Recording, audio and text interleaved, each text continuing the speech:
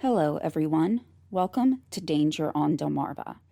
My name is Rhonda Franny Jefferson, and I will be your host to take you down the sometimes treacherous paths that wind around Delmarva. Delmarva, a place that many people see as a little piece of heaven that has beaches, tax-free shopping in Delaware at least, one of the best children's hospitals in the world, and of course is home to our current president.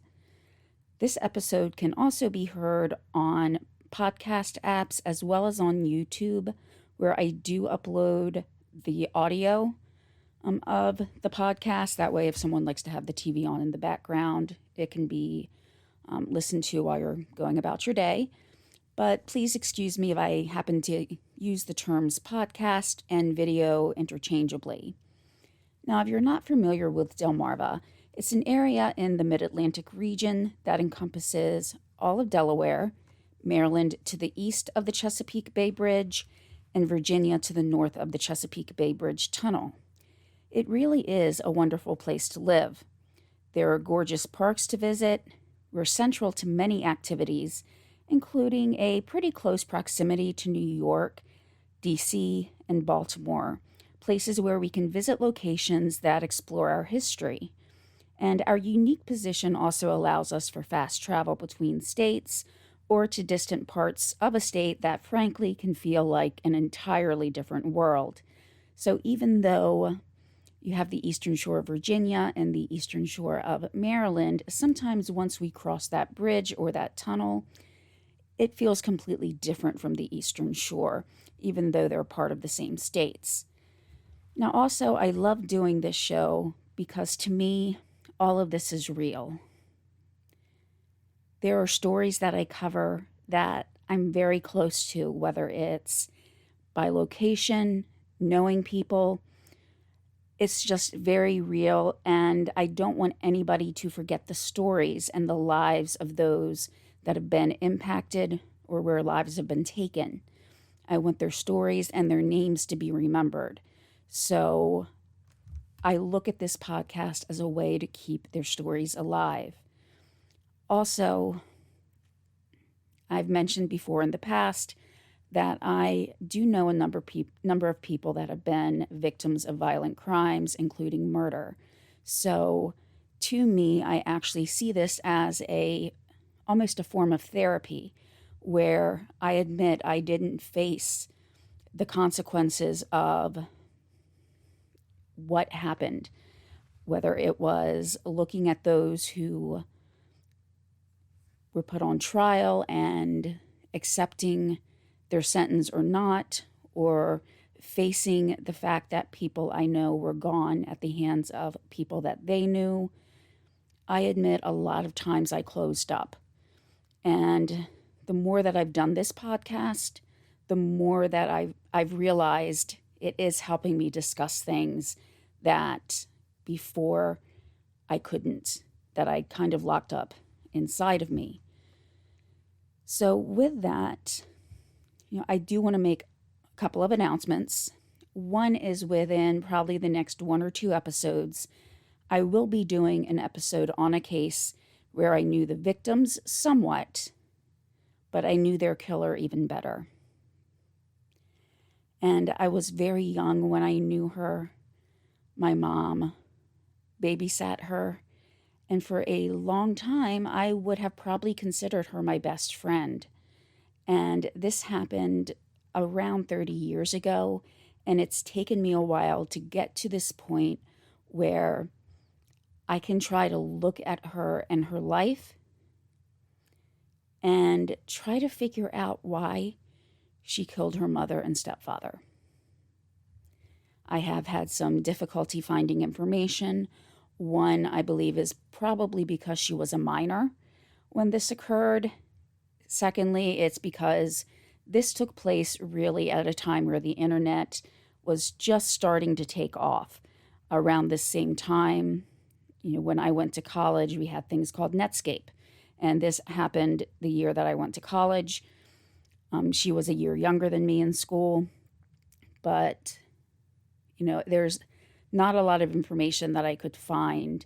And I'll go into more of that when I do the episode, but it is taking more research because while I know the persons involved, I don't really know some of the history of the trial. My mom would try to tell me information about it, but I would just say I don't want to hear it. Again, with the internet not really being out there like it is today, if I decided not to look up or look for any information, I didn't find it. So that's what I did. So I'm actually just coming to terms almost 30 years later with what she did, and seeing cases like this happen so much more frequently. I think it's very important to look at these cases, especially the older cases, to kind of see why it's happening more often. Can we create comparisons between motives of 1994 and now? But we will discuss that more when I get to that episode. Secondly, and I didn't really want to do this, but I broke down and I did buy a subscription to newspapers.com. It really was because of the case that I was just mentioning of the person that I know. I really couldn't find like digital articles like from online newspapers or anything like that. I had to go through the archives to really find more detailed information. So I've also found, now that I'm starting to, kind of find my way as a podcaster and doing more research and getting into the stories that aren't quite as well known, that depending on the state where it took place and trying to find information such as court documents, you sometimes have to pay for them. I was looking for information on a case, and online they will let you see the last year's worth of activity for free, but after that you have to pay.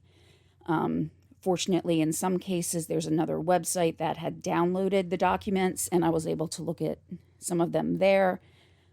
But in some cases, depending on what you're looking for, I saw one type of document where it was $4.50 a page, which at that point I was like, I don't even know how many pages it will be, so I think I'll have to hold off on that one. But given that, I did start a PayPal account, which I didn't really want to do. I mean, I had PayPal just for my payments, when I would pay for something online. But if anybody would like to donate, this is difficult for me because I really didn't want to start a PayPal account or a Patreon or anything like that to ask people to donate. But I think I understand more why, for some cases especially, it might be necessary. With my other podcast, there was a book that I wanted to buy, but it was out of print and it was outrageous. So there's a lot more information that, I want to find and do research on, but sometimes there's a little bit of a roadblock because of the cost. So if anybody does want to donate, I would appreciate it. But at the same time, the most important thing is getting stories out there of people's lives and the crimes that took away, people from other people's lives, from their loved ones, as well as, disasters that in some cases may have been prevented. And, just sometimes I do come up to the wall where everything is kind of blocked because of subscriptions and things like that. So with all of that being said, I want to get into the case, and I'm going to go back to giving my full disclaimers that I give during a podcast or video, just because I want to make sure all bases are covered. So this podcast reflects my personal interest in true crime, disasters, and tragedies, and more importantly, the exploration of how or why an event occurred to try to understand the reasoning behind the acts and decisions of others. I mean, no disrespect to any parties mentioned in this episode. I've obtained facts for this information through sources available in the internet or in print, as well as occasionally referring to different documentaries. In some cases, personal observations about the area or knowledge about certain areas may be discussed.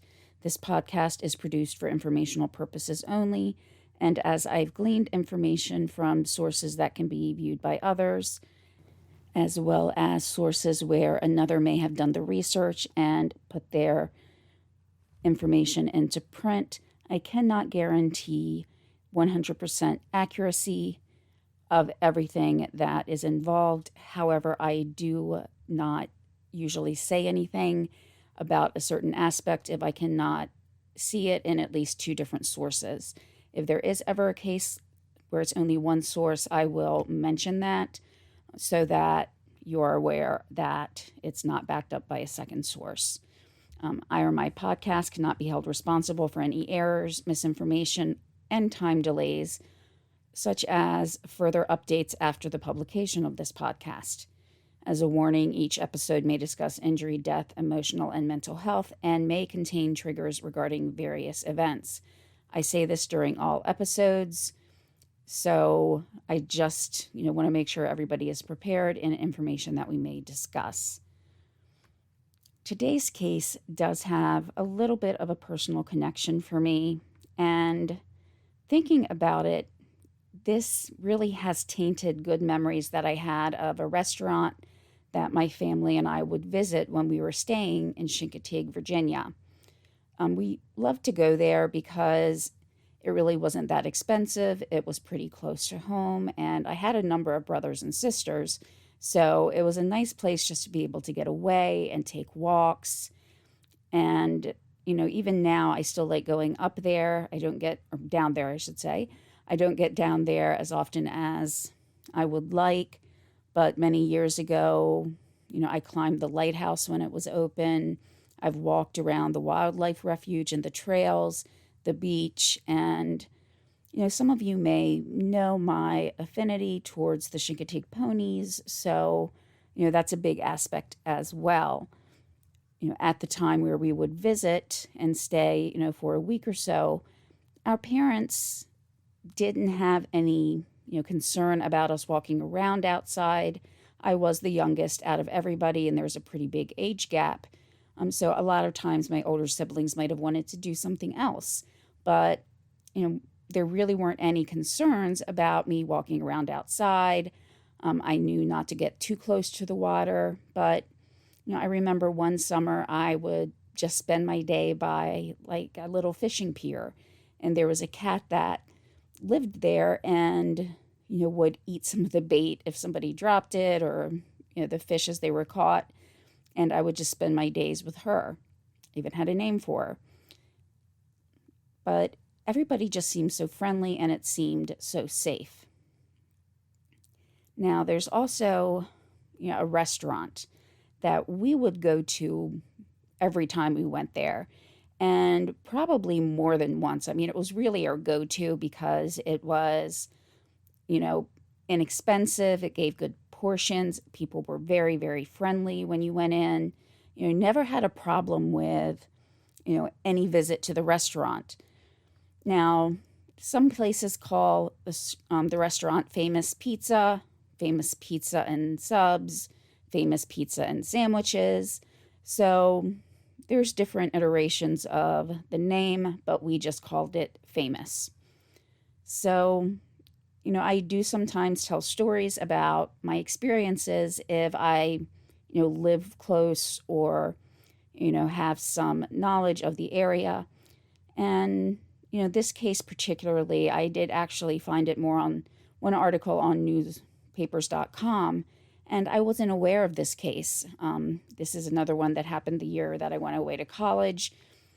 And even though it took a little while for charges to be brought and the investigation to be over, I was still away during all of that time. So I didn't have as much contact news, on the Eastern Shore. And the person that we'll be discussing today is Tessa van Hart. And she worked at Famous. And she would be a delivery driver. And I was a pizza delivery driver as well. And you can run the gamut of people that you might run into. whether it's someone who's so nice, even if, say, the pizza's late or you forgot something on the order, that, they'll be, oh, it's fine, don't worry about it, or, just be really, really nice, where others definitely not so nice. But the place where I worked, there were very clear rules. If you go somewhere and you feel, just even a little bit apprehensive, just call the restaurant, let them know. They would give you advice on whether or not to try to take the delivery, or nope, just come back. And that did happen once, that they said, just come back. If you feel uncomfortable, we don't want you there to go in there.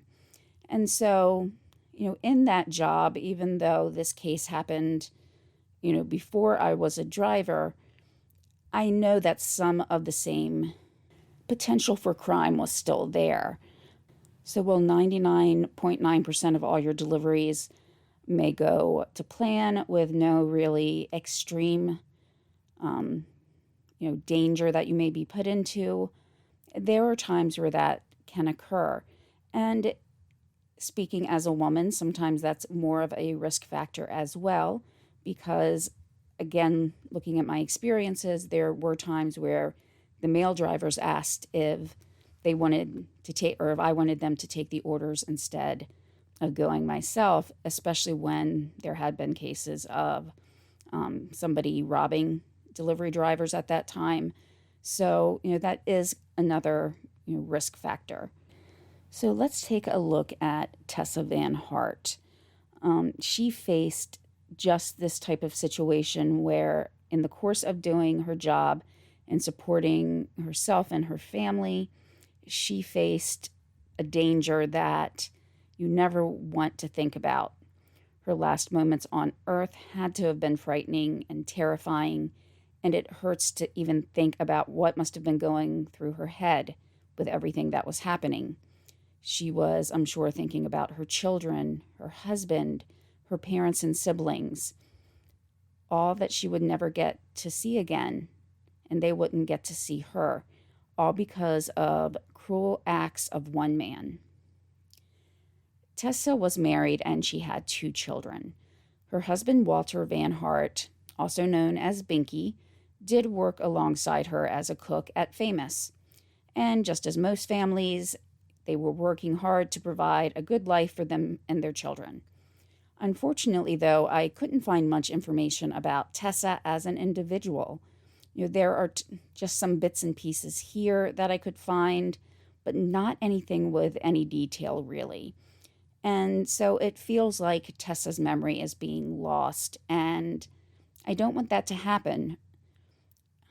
In the course of the research, I did come across a Reddit post from someone who said that they used to live near Tessa and her family, and even though this poster from Reddit was younger than the Van Harts, she would sometimes go over to hang out with them, and she would play video games, and she described Tessa as being pretty much fantastic at video games back in 1994. But just remember, too, this is Reddit. There's nothing really there that we can verify. I did, reply to that comment to try to, get some more information or insight from that poster on Reddit, but I didn't hear anything back. So, I'm now going on with the episode. So, just as in most cases, a lot of information is provided about the perpetrator of the crime, but unfortunately, not as much about the victim. On January 27th, 1994, at approximately 7:45 p.m., Tessa and her husband Binky, as well as all the employees at Famous, were working their normal shift with no clue that that day would change so many lives and in so many different ways. Now, January, of course, is not as busy as other times of the year where beaches are opened and tourists flock to the area. Now, also, remember, these are the days before cell phones. So she probably just looked at a map, no GPS on a phone to find the location, but more importantly, no phone to be able to communicate back to the restaurant in case she felt uneasy or if she was able to get to a phone if there was a problem. So she may have also just known the areas very well and was used to things being really quiet in Chincoteague, in the off season. So when she went to this house, it may not have really seemed unusual because the house that she went to was in an area where a lot of times it's more occupied during the summer. So in making her delivery order, she would encounter someone who was bent on causing and inflicting pain and ultimately taking a human life. This man was the one who placed the order, with no regard for how his actions would hurt the victim, her friends and family, and the 2 children who would grow up without a mother, as well as the community as a whole. But Brian Cherrick's completed this awful plan. Tessa van Hart was lured to an area that was described as remote with an unoccupied summer home. So this is what I was thinking of when I said if she, was in an area that didn't really seem occupied. In January, it may not have seemed that unusual. So this makes me wonder, too, are there summer homes not only in Chincoteague but in other beach towns that are utilized by unlawful tenants, i.e. squatters? And could some of these empty homes serve as a base for more nefarious acts? But in this vacant home, Tessa was brutally assaulted.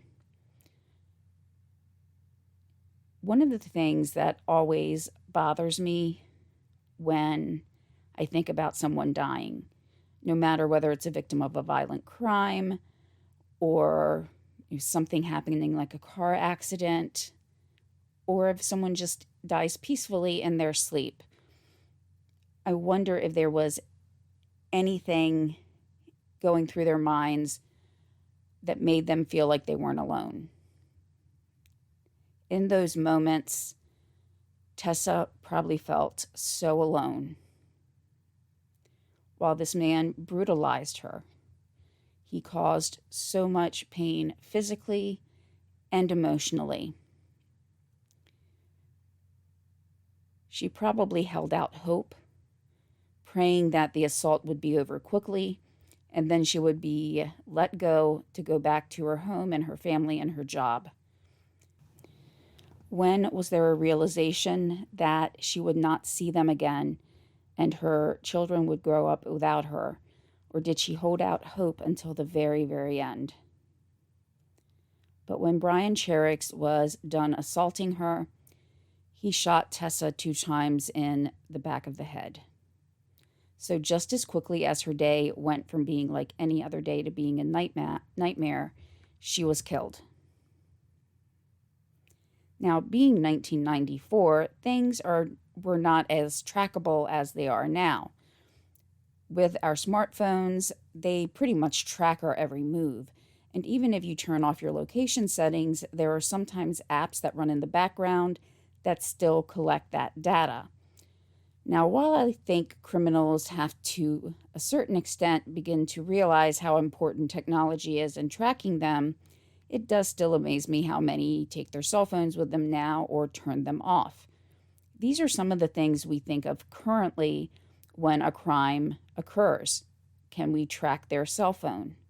Can we track a cell phone in the area? But that couldn't happen at this time. So did the assailant, the murderer, leave any type of evidence that could be traced back to him? And while DNA was being used at this time, the speed and the technology just was not as advanced as it is today, nowhere near close to how sophisticated it is now. So the police really didn't have much to go on in an investigation other than there was a call received to deliver pizza or any of their other menu items to a certain address, and then she was gone. Now, of course, her husband, Binky, was alarmed when she did not come back from the delivery.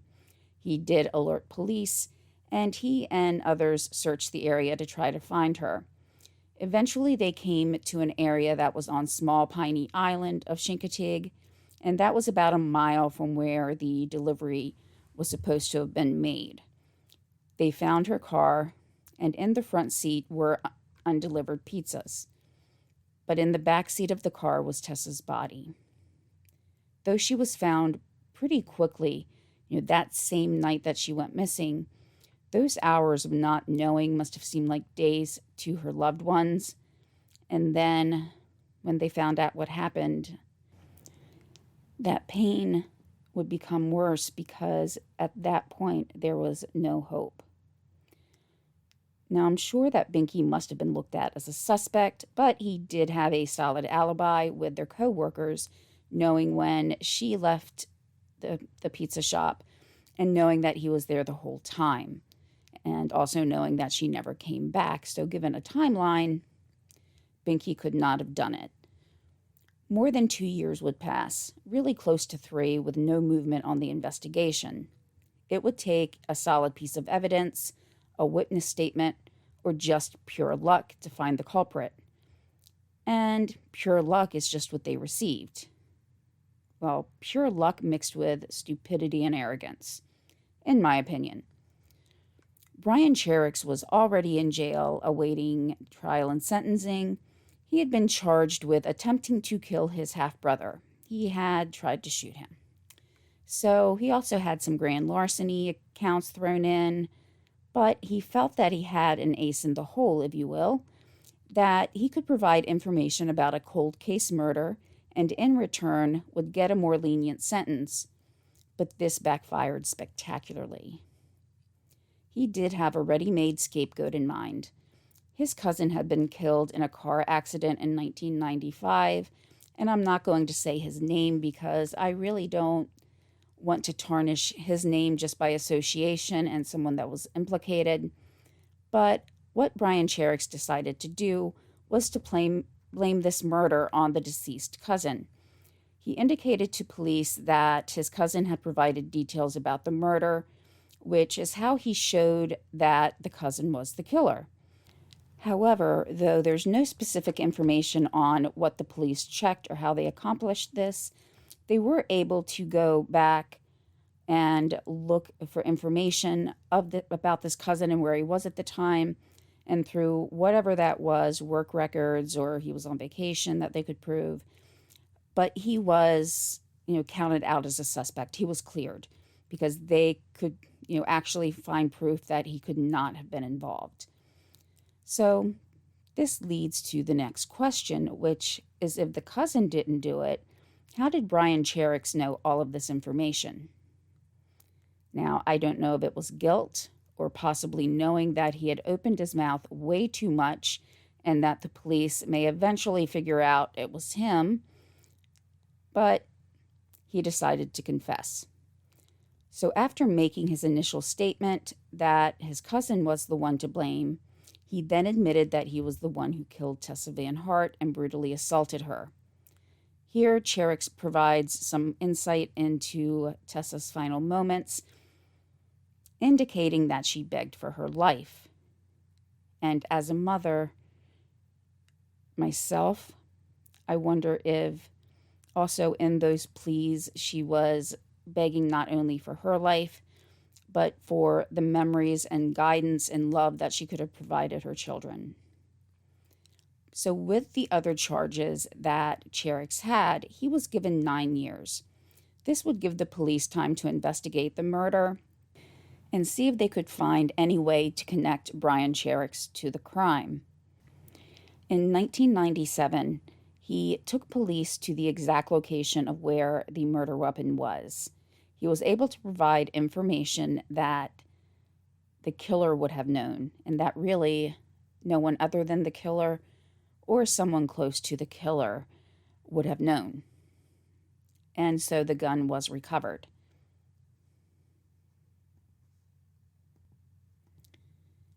It was a .22 caliber rifle, and an FBI agent named Steve Casper reported on the ballistic findings of the gun, saying that the markings on the bullets that killed Tessa matched those that were test-fired from the gun from the creek.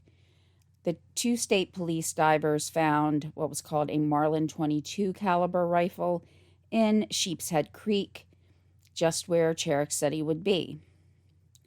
Now, this murder and the aftermath shook the otherwise safe and welcoming community of Chincoteague, described as a place where people would feel pretty comfortable leaving their doors unlocked. According to some testimony, Cherrick had actually been within Famous before, and he had talked to and looked at Tessa, and somehow looking for an opportunity to possibly see her again.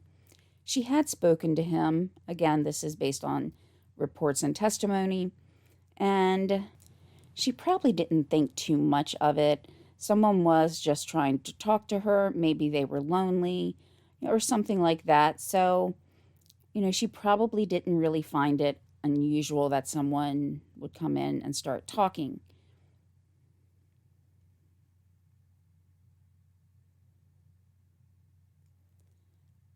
Some people said that he would give her a $20 tip just to see her. And later,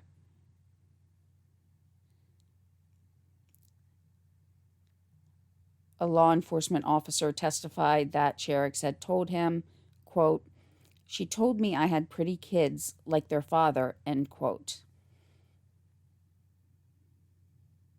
Now, all of this was said probably with no thought that a deranged man might focus on her and was trying to push his way into her life in ways that she and nobody else could ever imagine. Cherrick also told an officer that once he had ordered the pizza and began to wait for Tessa at the abandoned home on that night in 1994, he hid on the property. He said that he went behind the chimney and waited for her. Now, just to kind of get a visual, without actually seeing the house itself, how some houses do have chimneys where you can see them on the side of the house, so not necessarily in the back, where it would give someone a good vantage point to see someone approaching the house, with it being dark at that point in time in the winter, that they might be able to see the approaching headlights, but the person driving couldn't see them. So when Tessa got there, he had the rifle with him and he threatened her. He told her to lay down in the dirt, and her face was against the ground while she was begging for her life. And she told him that she wouldn't tell anybody, that it would be just like it would never happened, but Cherrick couldn't take that chance. He said that he snapped.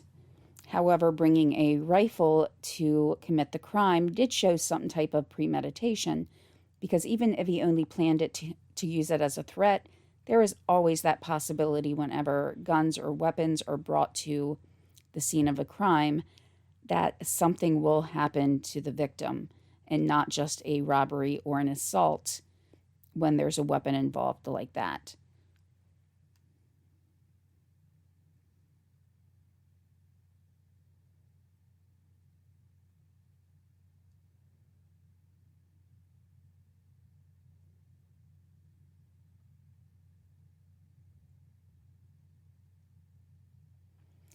Cherrick said that after he committed the crime, he, quote, "went home and called my wife like nothing happened." So there's not really anything about the wife mentioned or, any possible children. Even though there is a brief mention of it, it sounds like he may have had at least one child, but he went about his day as if nothing happened. Now, when he says he called his wife, it again doesn't mention anything really about her, so I don't know if either they were separated or he was working in a different part of the state, things like that. But he just reached out to his wife after he had just finished assaulting and killing someone. And even with all the statements being given, with him showing the police the location of the weapon, when he went to trial or arraignment, he pleaded not guilty. Quote, "It took a long time to focus on Cherrick to the point that we did obtain a particular suspect." This was stated by Accomack County Commonwealth Attorney Gary Agar. He said about the case, You have a young lady who was out here trying to make a living for 2 children, and nobody deserves to die the way that she died. It's just something we cannot allow to happen in this society. Brian Cherrick was convicted and sentenced to death. And as we've seen so many times, there's what seems to be an endless filing of appeals once that death sentence is passed. And so while I know that the issue of the death penalty can be polarizing, and looking at both sides, some will say that it takes too long for the appeals and execution process and that it should happen more quickly so that the families can try to find at least a little bit of closure, or people are completely opposed. For the most part, I really don't know how I feel about the death penalty. And not necessarily because of the act itself, but I do find that there is really more punishment in sitting in jail for the next 30, 40, or 50 years without the hope of ever getting out of prison. While all of his loved ones are sitting at home celebrating birthdays, spending time with each other at the holidays, and building memories that convict would never experience those celebrations and build those memories ever again. And near the end, it seemed as though Cherrick felt the same way. He had indicated that he did not want to spend the rest of his life in jail, but at the same time, he did still continue with an appeals process because he claimed he was innocent. Some things that might make people take pause about whether he's guilty or not is DNA. In 2001, a judge ordered that DNA testing be performed on biological evidence that was left at the scene. Now, there was not enough of the evidence back then to actually run a conclusive test, and the results came back inconclusive. And also, one was done in 2003 with more advanced techniques, but again, it came back inconclusive. But DNA would play a role in the post-conviction process of Brian Cherrick. There was an interesting statistic that comes up with this crime.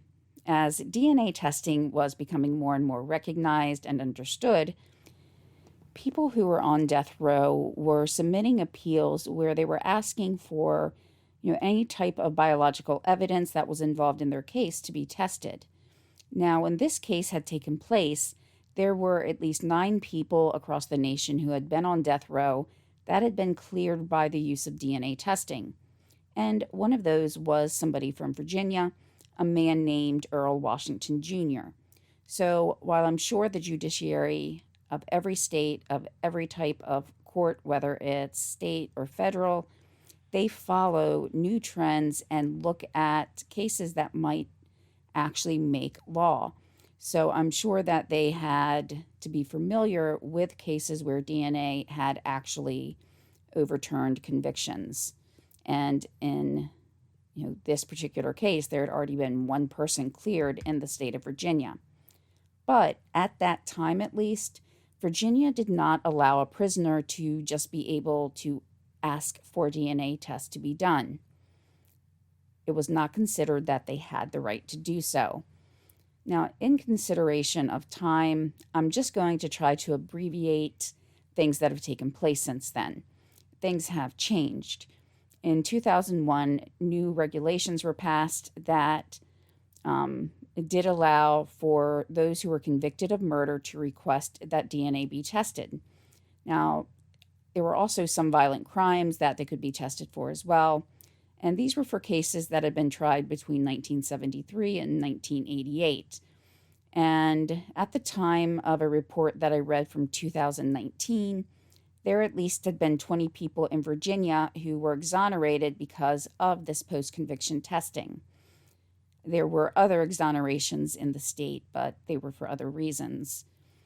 Now, there was testing done between 2001 and 2004, and as the first testing started, it was really randomly being reviewed for a certain percent of the crimes. It was kind of random, as I said, but as more people were exonerated, more testing was ordered until finally in 2005, the governor stated that All biological evidence that will still be retained in the archives should be tested.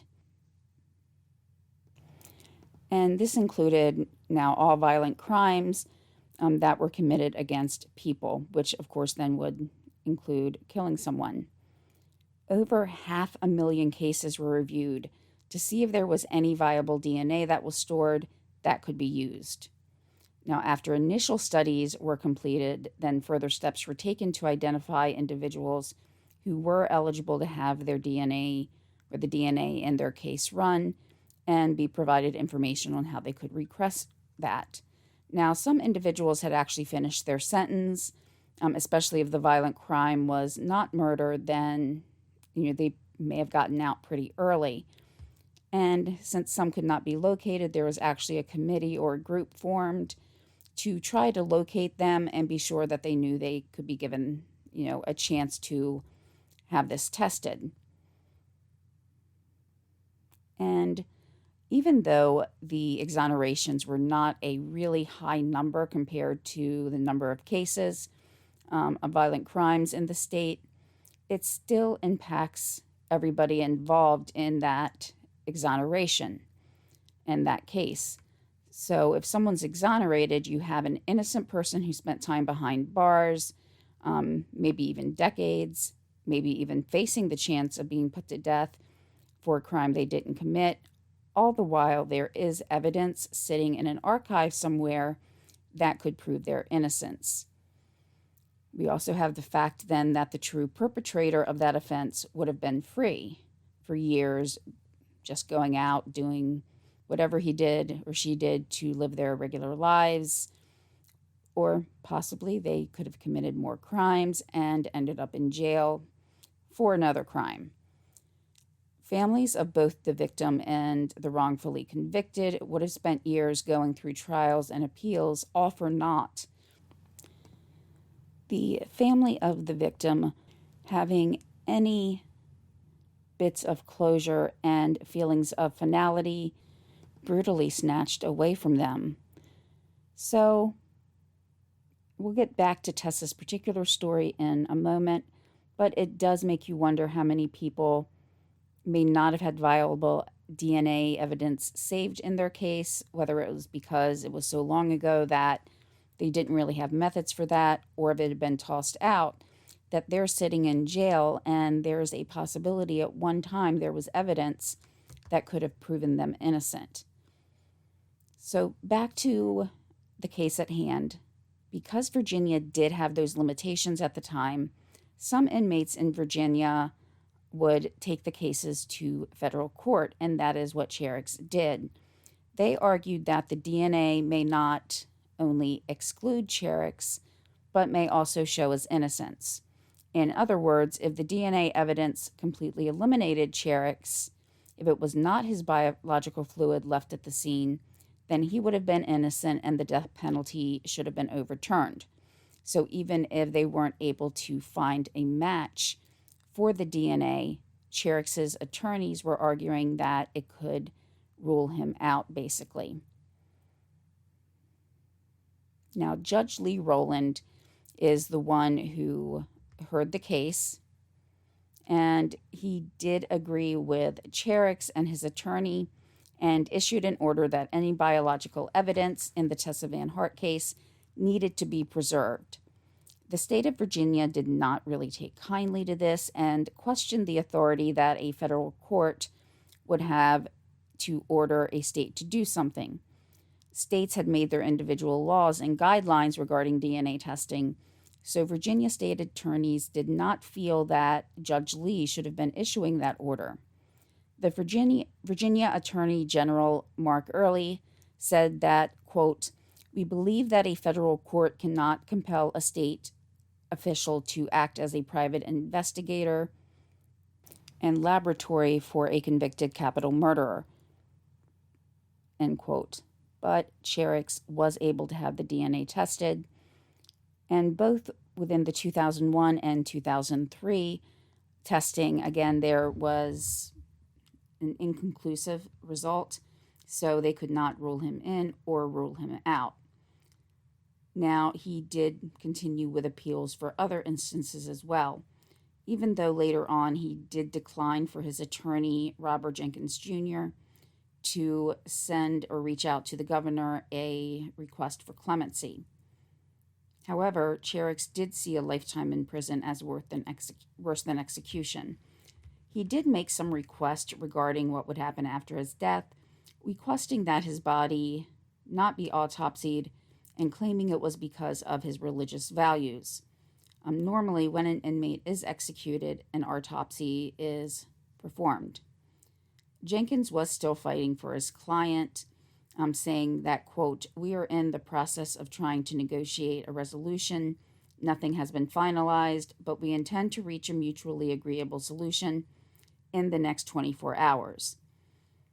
A major piece of contention with the defense against the prosecution was Brian Cherrix's grandmother's testimony. Her name was Louise Cherrix, and she testified at trial as his alibi witness. However, she had signed another document that included a 15-minute discrepancy. The prosecution used this to show that the grandmother was not exactly the most reliable witness. The defense argued that it had not been turned over to them, this written statement that was signed by Louise Cherrix, and that as this was exculpatory, it should have been turned over to them.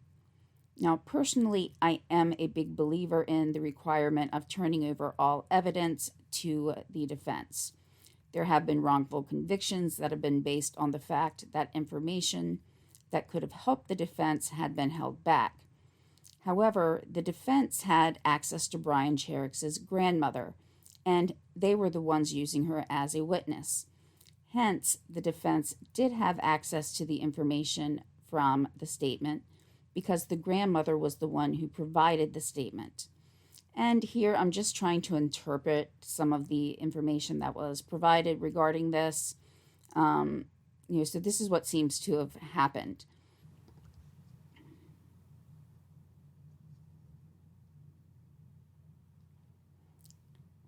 I can see this as a very sticky situation, but the appeals court did not overturn Cherrix's conviction based on the fact that the defense did have access to the person who had made that statement. Others who, were fighting on the defense stated, to paraphrase some of the statements that were used, that a decision like this would basically negate the prosecution's duty to hand over exculpatory evidence and make it the defense attorney's role to discover it. Again, I can see it from both sides. Did the defense attorney, or if the defense attorney doesn't know something is there, such as a flawed statement, then they don't know to look for it. Also, this confused me to an extent because Cherrix's grandmother was already giving testimony as an alibi witness for Brian. To have another document that disputed the timeline and alibi would, to me, be counterproductive for the defense. The defense, again, my opinion, it really seems like they were grasping at straws because, yes, a 15-minute discrepancy could be important, but at the same time, it really wasn't used to present that. It was used to present the grandmother as possibly an unreliable witness.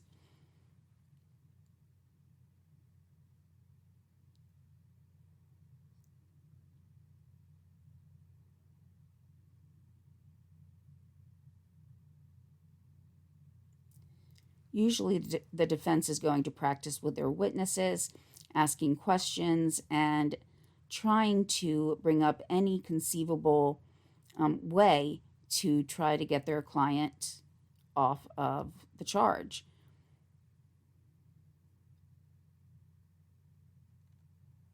They do this in advance to make sure that any, bump or roadblock is taken care of before they actually get to the trial. But they didn't do that in this case. And also, while I'm definitely not a legal expert, I have seen enough true crime cases, television shows, and also acting as a jury member once, that the rules around evidence is extremely particular. Now, this example may not be exactly the same, but it shows the fine lines and details that one has to have when approaching testimony. But if a judge rules a piece of evidence is out of bounds, so whichever side is trying to present it is no longer allowed to. So basically, the judge squashes a bit of evidence that, for whatever reason, doesn't want it mentioned in the actual trial. But if in the course of an interrogation, the witness or the attorney, even who had requested that whatever information be quashed, if there is any type of slip up and something about that other incident or the other case is brought up, that kind of opens the door, and the other attorney can then cross-examine them. So appeals kept being filed, especially for DNA evidence. As we've mentioned before, though, all the evidence came back inconclusive. In a telephone interview in 2001, Cherrick stated that he was innocent, but that he had confessed to the crime to get police to stop bothering him. So going to that statement, and also going back to information about when Cherrick did provide details of the murder to the police, I would like to know what Cherrick meant by stop bothering him. Does he mean that the questioning was annoying and it was bothering him? He's the one who actually brought up the case, so if they're following up, it's not necessarily that they're bothering him. He presented information regarding a case, and they're, of course, going to want to question him. But given being in his situation, that he'd opened his mouth a little too wide there and it backfired, he's probably doing anything to try to get that last hope that something can be done to stop the execution.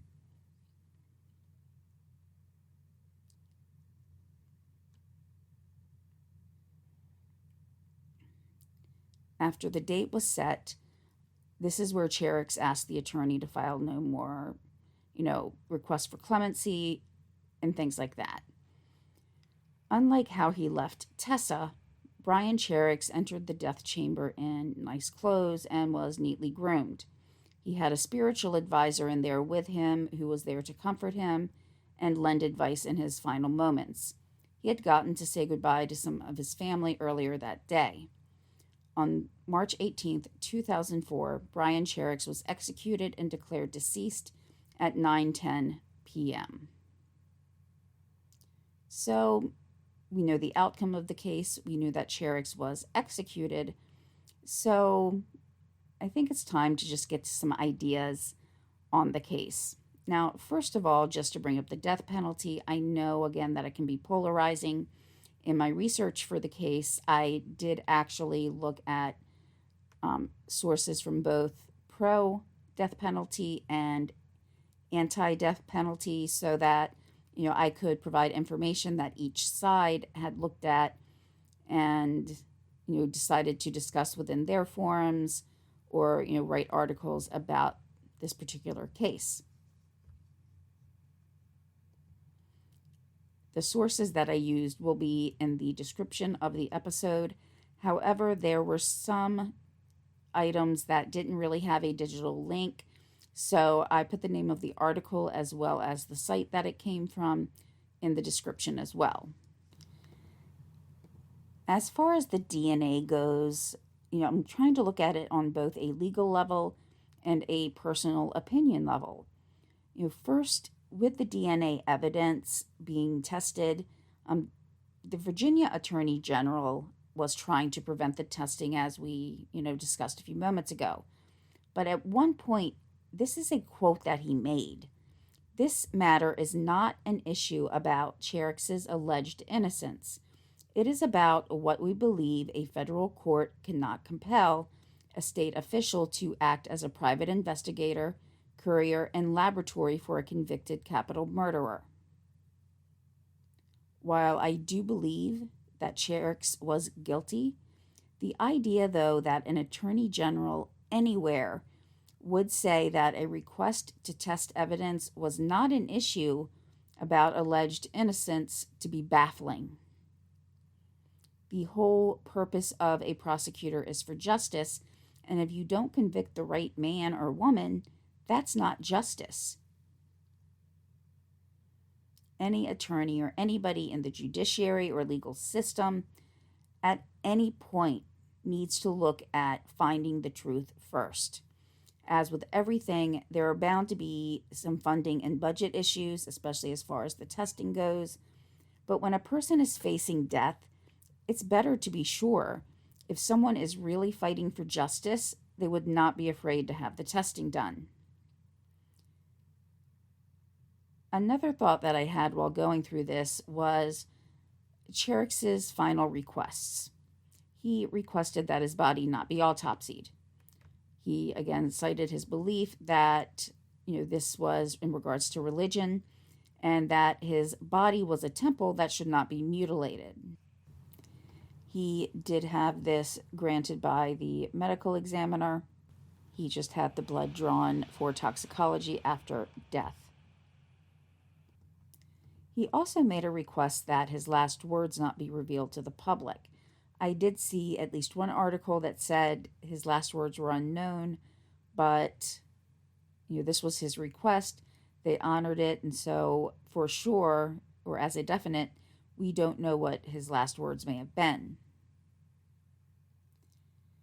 So, in anticipation of his execution, he was given more rights and privileges than Tessa van Hart was given by him. She had begged for her life, to be there with her husband and children and family, and to just be able to go back to work and live the rest of her life. But Brian Cherricks denied her that. And so this does upset me a little bit. For the most part, I believe everyone deserves dignity in death, if not even necessarily for the deceased person, but for the family members and loved ones who are left behind to deal with the loss. However, when someone kills another person, to me, they're taking away some of those rights. And, the legal system pretty much does the same thing, that when someone commits a crime, they pretty much gave up their rights to not be in prison, and they will be imprisoned.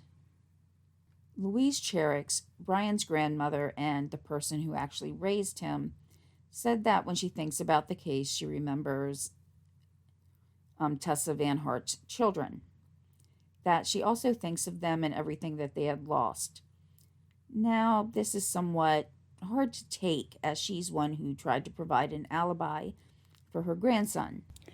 And just in case anybody was on the fence about whether or not Brian Cherricks killed Tessa van Hart because there was a lack of biological evidence that could place him there, or any other testimony that would connect him to the crime, Louise Cherricks admitted that after she had testified, Brian admitted to her that he was guilty. So she cried tears during interviews. And I wonder exactly why she was crying. There could have been so many reasons why she was. It could possibly have been all of them. She said that she thought of Van Hart's children. So, that definitely is a reason she could have been crying. But also the grandson that she raised as a son would be dying soon. Was she crying about guilt? Because, if she had kept a more rigid timeline, or the statement and verbal testimony had matched up, the written statement and verbal testimony had matched up and wasn't questioned, could she have gotten him off? Could that testimony have set him free again to do, more crimes and ruin more lives? So I wonder if she ever thought of that. And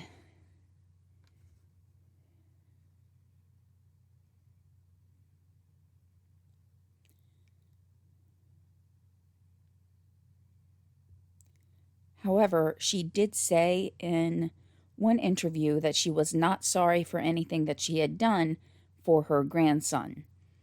So I know she loved him. I know she definitely would not want him to spend the rest of his life in prison or be sentenced to death. But she said she was not sorry about anything that she had done to help him. Now, if she had been providing alibi testimony, whether it was from the written statement or the verbal statement given in court, then that means she had to have been lying, because Cherix was committing the crime and he admitted it to her. So I'm really wondering why she wasn't charged with perjury, because based on what she said in that interview, that he told her after she testified that he was guilty, the only way for him to have been guilty is if she had lied about the alibi. So the last statement from Louise Cherix that I'm going to focus in on was, and I'm paraphrasing, she said that she took some comfort in knowing that when she passed away, that Brian would not be left on this earth with no one to care for him. Now, if this was not in any other context, if someone were to just say a grandmother whose grandson was about to die made this statement, that basically the grandson had no one left on earth to care for him, that nobody loved him, so the fact that he would be dying before her meant that when she actually died, he would not be left alone on this earth. That could seem heartbreaking. You might hear that and think, what a poor man to have no one else in his life, to take care of him, to love him. But, this was not just some minor crime. This was not, being a kid and stealing candy from a dollar store. This was murder. And I'm not saying that stealing is right, but comparatively, she was not giving him an alibi for, something minor like candy from a dollar store. She was giving him an alibi for one of the most horrific cases that can happen. So I think I'm just going to stop my rant there, but I can feel for her as a grandmother, but completely detest the things that she did. Tessa's mother, Ida Ward, said that the children, of course, had a hard time coping. And this is completely expected, of course. Unfortunately, it is those that Tessa left behind who have to bear the burden and have to soldier on even after the crime is done and the trials are over, and even after the sentence comes to fruition.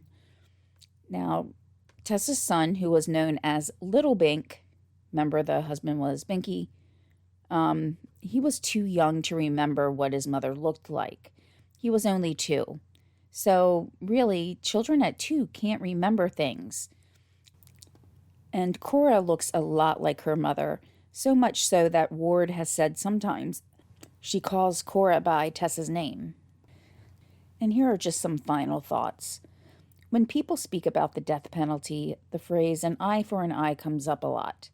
It indicates that what one person takes away from another or does to another will be done back to the perpetrator or the person who took something from someone.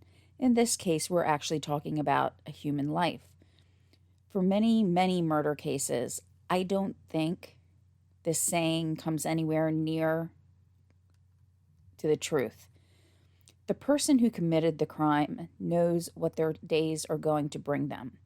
They know that they're going to have 3 meals, shelter, someone to talk to, and visits from their family.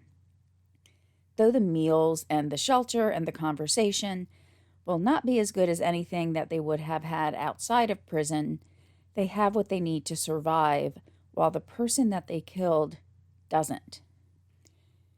And it's the visits from family that really gets to me.